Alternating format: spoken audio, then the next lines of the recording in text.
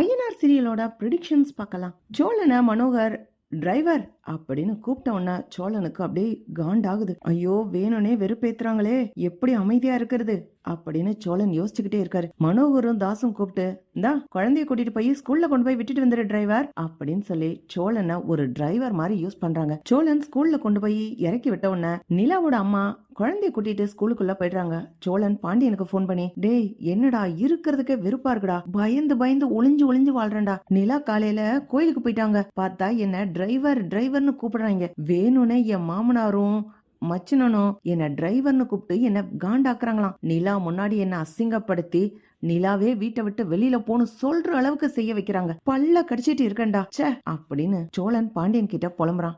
டே ரொம்ப ஜாக்கிரதையா இருடா, சாப்பிடும் போது கூட எல்லாரும் சாப்பிட்ட பிறகு நீ சாப்பிடு, முந்திரி கொட்டை மாதிரி ஆசைப்பட்டு சாப்பிடாத. அப்புறம் ஏதாவது ஒரு வேலை உனக்குன்னு கொடுத்தாங்கன்னா அதுல ரொம்ப கவனமா செய்டா, அத வச்சு உன்னை லாக் பண்ணலான்னு தான் பாப்பாங்க. நிலா கிட்ட எப்படி நீ மாட்டிக்கிட்டு அசிங்கப்படணும்னு எதிர்பார்ப்பாங்க. ஏற்கனவே உன் கல்யாணத்தை பத்தி நம்மளுக்கு நல்லா தெரியும். அவங்க வீட்டுல அவங்க அன்னிக்கு கூட உன் கல்யாணத்தை பத்தி தெரியும்னு நினைக்கிறேன். ஏதாவது ஒரு விஷயம் லீக் ஆச்சுன்னு வச்சுக்கோ, அவ்வளவுதான், உன் கதையை முடிச்சு விட்டு உன்னை வீட்டுக்கு பார்சல் பண்ணிடுவாங்க. ஜாக்கிரதையா இருச்சோலா அப்படின்னு பாண்டியன் சொல்றான்.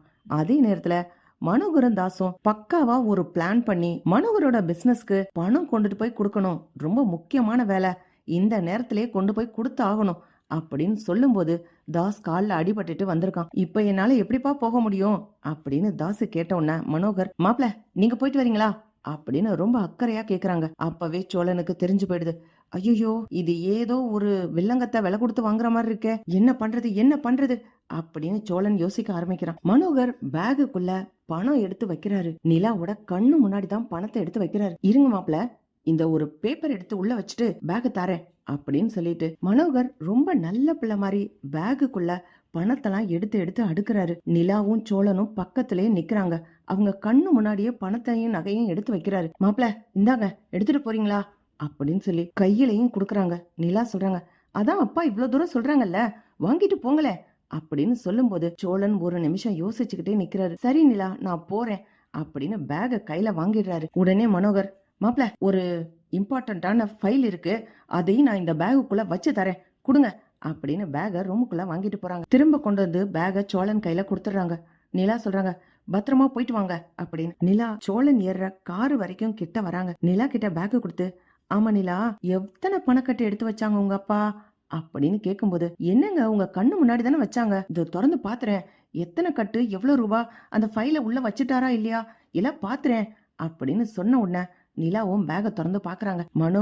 மனோகரோட குடும்பம் வீட்டுக்குள்ள இருக்காங்க. நிலா திறந்து பார்க்கும்போது பேகுக்குள்ள வெறும் நியூஸ் பேப்பர் மட்டும்தான் இருக்கு. சோழன் சொல்றாங்க, என்ன நிலா எவ்வளவு பணம் இருக்கு? இல்லங்க இதுல பணமே இல்ல. பாத்தியா நிலா, உங்க அப்பா என்ன சோதிக்கிறாராம். நான் கரெக்டா பணத்தை எடுத்துட்டு போறேனா இல்ல பணத்தை தூக்கிட்டு ஓடிடுறேனா, இப்படி எல்லாம் சோதனை பண்றதுக்காக தான் என்ன டெஸ்டிங் பண்றாங்க. நீ ஒன்னும் கவலைப்படாத, நான் கரெக்டா கொண்டு போய் இந்த பேக கொடுத்துட்டு வந்துடுறேன், அவ்வளவுதானே நிலா. நீ அது வரைக்கும் பேகுக்குள்ள பணம் இல்லைன்ற விஷயத்த உங்க அப்பா கிட்ட சொல்லாத, அமைதியாவே இரு நிலா அப்படின்னு சோழன் சொல்லிட்டு கிளம்பிடுறாரு. கரெக்டா சோழன் போகும்போது மனோகரும் தாசும் ஏற்பாடு பண்ணின ரவுடிங்கள் எல்லாம் வழிய மறிச்சு சோழன் கிட்ட இருந்து பேக திருடிட்டு போயிடுறாங்க. சோழனையும் கட்டி இழுத்துக்கிட்டு போயிடுறாங்க. தாசு, என்ன சோழன் போய் பணத்தை கொடுத்துட்டானா இல்லையான்னு போன் பண்ணி கேளுங்க அப்படின்னு சொல்லும் போது மனோகர் சொல்றாரு, டேய் சோழனோட நம்பர் போக மாட்டேங்குது, நீ வேணா ட்ரை பண்ணி பாரு அப்படின்னு தாசு கிட்ட மனோகர் சொல்றாரு. தாஸ் உடனே, அப்பா பணம் கொண்டு போய் இன்னும் கொடுக்கவே இல்லையா, ரொம்ப நேரம் ஆயிடுச்சு, நிலா நீ சோழனுக்கு போன் பண்ணி பாரு அப்படின்னு சொல்லி நிலா கிட்ட பொறுப்பை ஒப்படைக்கிறாங்க. நிலா போன் பண்ணி பார்த்த உடனே போன் சுவிட்ச் ஆஃப்னு வருது.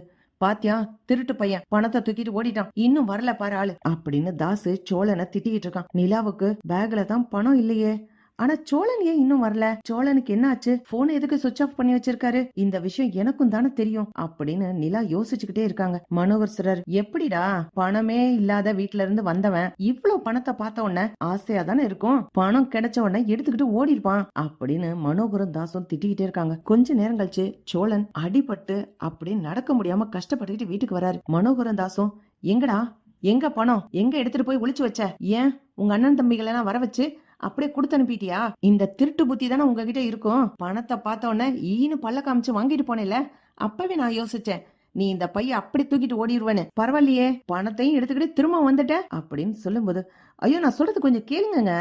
நான் போகும்போதே கரெக்டா பிளான் பண்ண மாதிரி 4-5 ரவுடிங்க வந்து என்கிட்ட இந்த பைய திருடிட்டு போயிட்டாங்க. தெரியும் மாப்ள, தெரியும். இப்படிதான் நீங்க பதில் சொல்ல போறீங்கன்னு எங்களுக்கு முதவே தெரியும். பணம்னா போனமே எந்திரிக்கும். நீங்க ஆசைப்படுறதுல ஒண்ணும் தப்பில்ல. பரவாயில்ல நிலா, நான் மாப்பிள்ளைய ஒண்ணும் தப்பா நினைக்கல அப்படின்னு மனோகர் சொல்றாரு. அப்பா போதும்பா போதும், அவரை இந்த அளவுக்கு அவமானப்படுத்துவீங்க நான் நினைக்கவே இல்ல. எதுக்குப்பா இவ்ளோ டீஸ் பண்றீங்க? அந்த பேக்ல பணமே நீங்க வைக்கலன்றத நானே பாத்துட்டேன்பா. அந்த பேக்குக்குள்ள வெறும் நியூஸ் பேப்பர் தான் இருந்துச்சு. அதையும் ஒரு ஆளை வச்சு திருட வச்சிருக்கீங்க. என்ன நிலா, என்ன சொல்ற? உன் கண்ணு முன்னாடி தானே அந்த பேக்குக்குள்ள பணத்தை வச்சு மாப்பிள்ளை கிட்ட கொடுத்தேன். அதெல்லாம் சரிதான்ப்பா. அவர் கார்ல ஏறும்போது பேக திறந்து பார்க்க சொன்னாரு. நானும் திறந்து பார்த்தேன். அப்பவே பணம் இல்ல. டேய் திருட்டு பயலே, வீட்டுக்குள்ள இருந்து கார் கிட்ட போறதுக்குள்ள பணத்தை எங்கடா திருடி வச்ச அப்படின்னு தாசு வேற கோவப்படுறான். அண்ணா போதும், எதுக்காக அவரை டெஸ்ட் பண்ணிக்கிட்டு இருக்கீங்க? அவர் முதல்ல சொல்லிட்டாரு, மாப்பிள்ள நல்லவரா இல்லையான்னு சொல்லி உங்க அப்பாவும் உங்க அண்ணனும் செக் பண்றாங்கன்னு சொல்லிட்டு. உங்களை பத்தி அவர் நல்ல விதமா தான் புரிஞ்சிருக்காரு. ஆனா அவரைத்தான் நீங்க திருட்டு பையன் சொல்றீங்க. அவரு அப்படி ஒண்ணும் திருட மாட்டாருப்பா அப்படின்னு சொல்லி நிலா சோழனுக்கு சப்போர்ட் பண்றாங்க. இதுல மனோகருக்கும் தாசுக்கும் ரொம்ப பெரிய அவமானம்.